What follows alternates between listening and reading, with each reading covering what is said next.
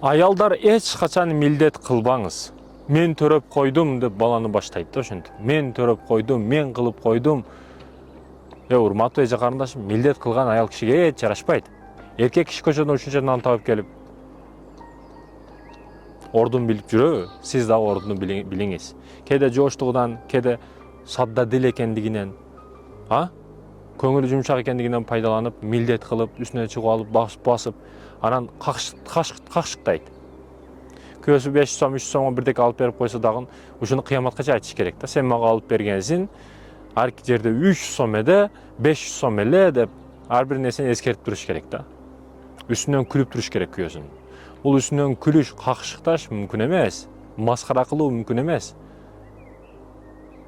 Цирктеги Мауглиде көрсөңүз күйөөңүздү башка адамдар кантип көрсүн?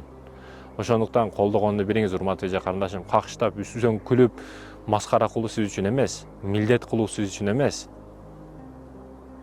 Аял кишисиз, аярлуусуз, назиксиз. Ордуңузду билиңиз.